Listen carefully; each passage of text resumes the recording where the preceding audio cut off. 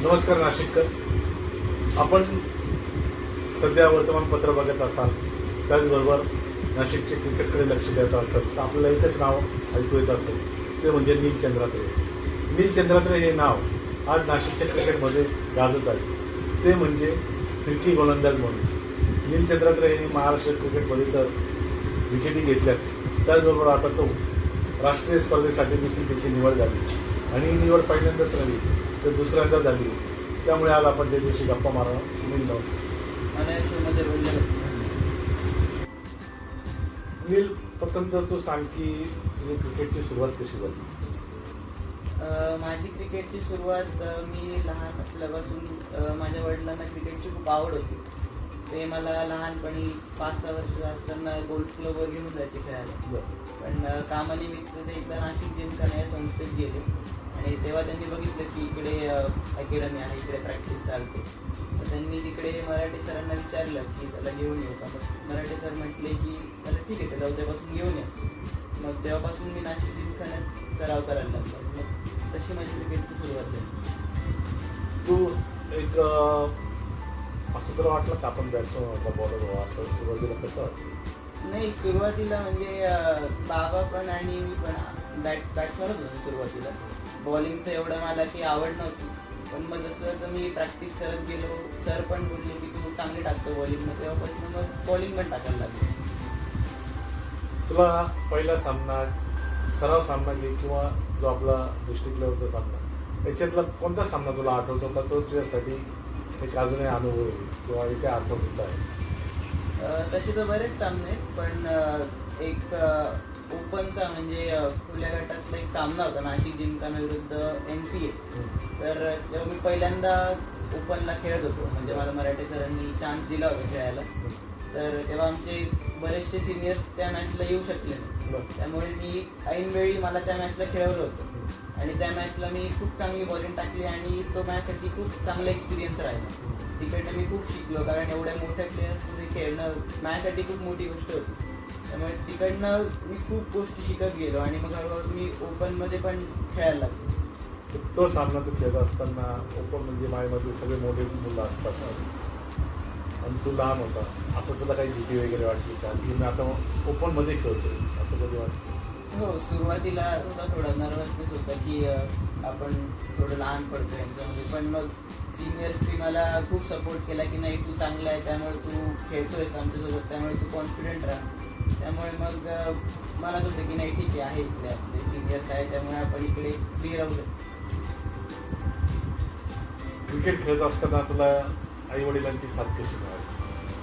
सगळ्यात जास्त म्हणजे 3च लोक, आई वडील आणि मराठी सर. आई वडिलांनी म्हणजे सगळ्यात पहिले तर आई म्हणजे क्रिकेटला आईचा एवढा सपोर्ट नव्हता पहिल्यापासून. तिला वाटायचं की अभ्यास कर, थोडा क्रिकेटमध्ये नाही आहे एवढा, तिला असं वाटायचं.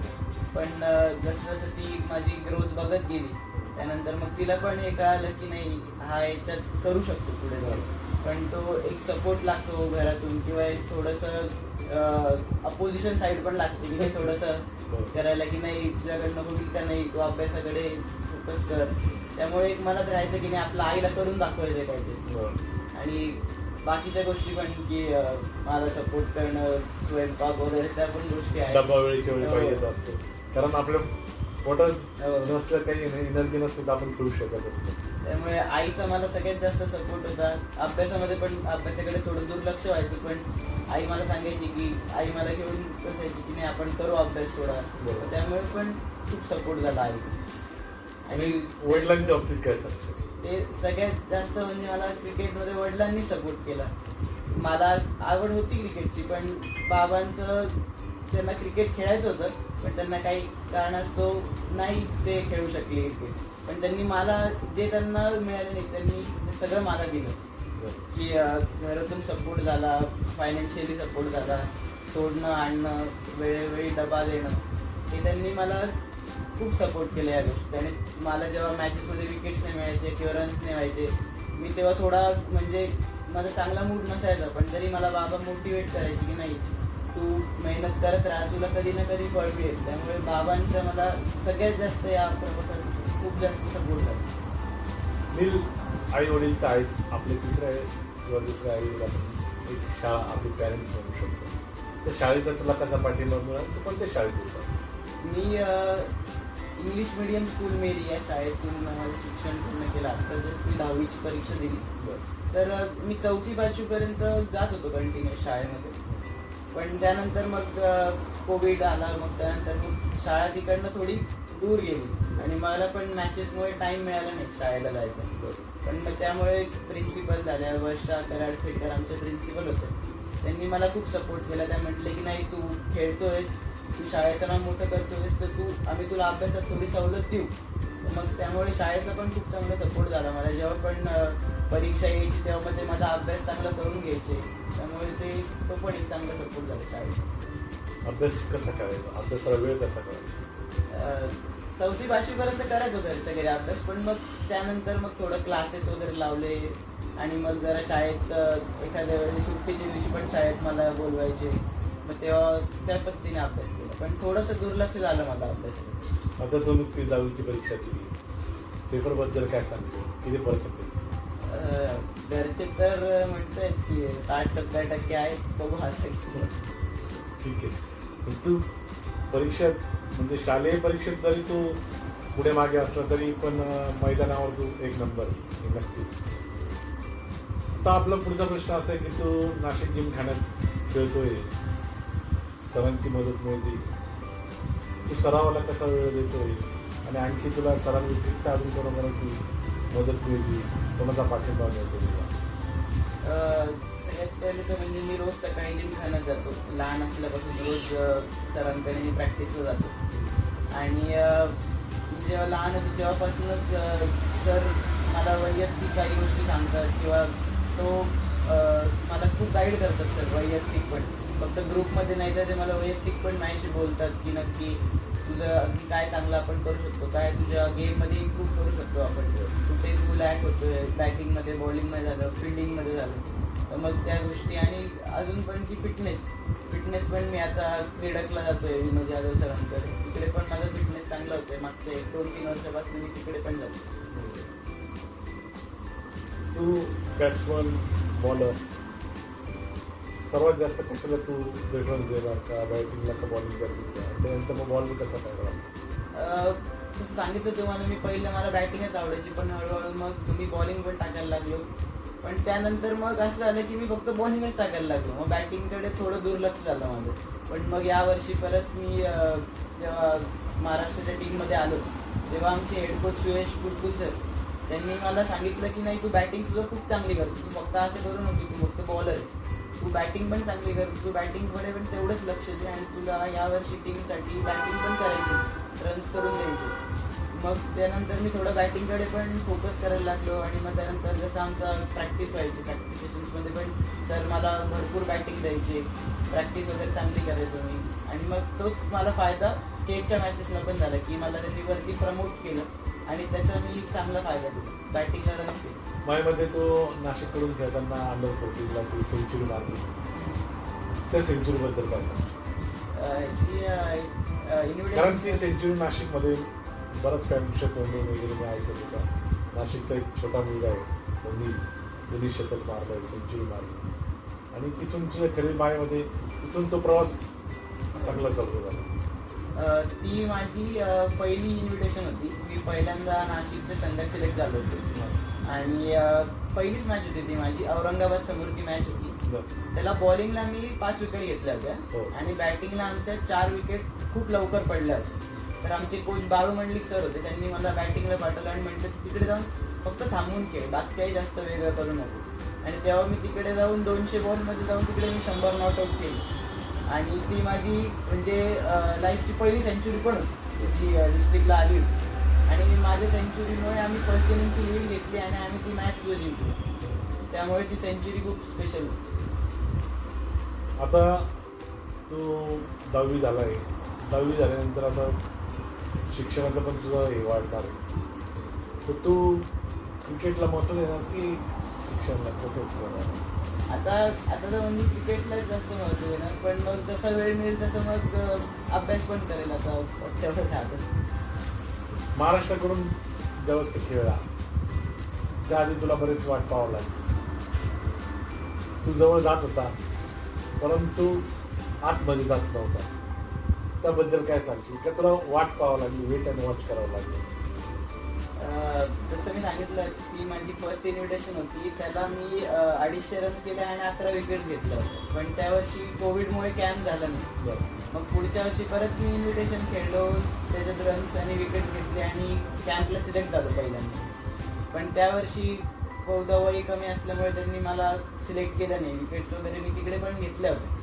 पण मग पुढच्या वर्षी मी जेव्हा परत कॅम्पला गेलो, चांगले रन्स आणि विकेट्स काढले, तेव्हा मग म्हणजे मला स्वतः असं वाटत होतं की यावर्षी मी महाराष्ट्र टीममध्ये येईल अंडर 14च्या.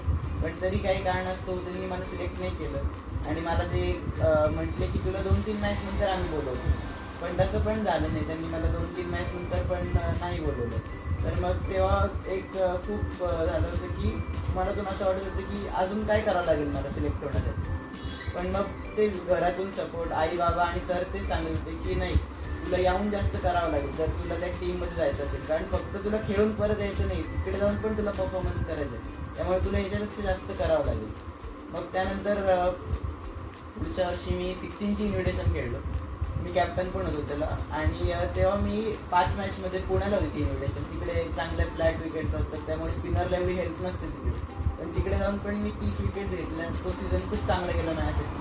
आणि त्यानंतर मग मी कॅम्पला सिलेक्ट झाल्यावर थोडंसं प्रेशर होतं की आता तिसरा कॅम्प इकडे होईल का नाही असं होतं. पण मग माझे बाबा मला एकच सांगत राहिलं की तुझी प्रोसेस फॉलो करत राहा, तू रिझल्टकडे लक्ष देऊ नको. तुझी प्रोसेस काय, तुला येऊन फक्त बॉल टप्प्यावर टाकायचं, बाकी तुला काहीच तुझ्या हातात नाही. जे तुझ्या हातात आहे तू ते विचार कर. मग मी तेच तसं करत गेलो. मी पहिल्या मॅचला, कॅम्पच्या पहिल्या मॅचला 5 विकेट घेतले, दुसऱ्या मॅचला पण 5 विकेट घेतल्या, तिसऱ्या मॅचला 2 विकेट घेतले आणि मग मी महाराष्ट्राच्या फायनल 25मध्ये आलो. पण मग तेव्हा पण एक होतं की आता इकडनं 16मध्ये जाईल का नाही किंवा काय होईल. पण मग तेव्हा अचानक प्रॅक्टिस टूर आमची अरेंज केली विदर्भबरोबर. मग मी त्याच्यात मला त्यांनी संधी दिली. मी आणि एक अजून लेफ्ट आर्म स्पिनर होतं, तर आम्ही दोघं त्याच्यात खेळलो. आणि त्यात मला पहिली मॅच त्यांनी बाहेर बसवली, मुंबईसमोर होती ती. तर त्या मॅचला मी बाहेर बसलो आणि पुढच्या मॅच ते मला म्हटलं पुढची मॅच आम्ही संधी दिली. तर पुढच्या मॅचमध्ये मी आणि त्यांनी अजून एक लेफ्ट आर्म स्पिनर बोलवला, तर तिसरा तो बाहेरून बोलवला त्यांनी. तर त्यांनी त्या मॅचला 7 विकेट घेतल्या आणि मी त्या मॅचला 3 विकेट घेतली. म्हणजे दोघांनी आम्ही चांगली बॉल टाकली, पण त्यांनी जास्त विकेट घेतली. हां. तर मग ते म्हटले की आता यांनी जास्त विकेट घेतला, मग याला सिलेक्ट करावं लागेल. मग मला त्या वर्षी पण पहिल्या 16मध्ये संधी नाही दिली. आणि त्यानंतर त्याच्यामध्ये एक छोटी गोष्ट पण आहे की मी इकडे आल्यावर खूप डिप्रेस होतो की आता तिसऱ्या वर्षी पण घेतलं नाही, आता कसं करायचं. पण मग इकडे आल्यावर एक ओपनची टुर्नामेंट होती, त्याला सेम आमचे सगळे सिनियर्स नव्हते त्या टुर्नामेंटवर. सत्याला नव्हता, बाकी यासरदा नव्हतं. तर मग सर मला म्हटले की ठीक आहे तू या टुर्नामेंटमध्ये खेळ. आणि ती NCAची टुर्नामेंट होती. त्या टुर्नामेंटमध्ये पण मी त्या टुर्नामेंटचा बेस्ट बॉलर राहिलो. आणि त्या टुर्नामेंट मला खूप हेल्प केला, कारण ते सिनियरसोबत खेळणं त्यांनी खूप हेल्प केलं मला.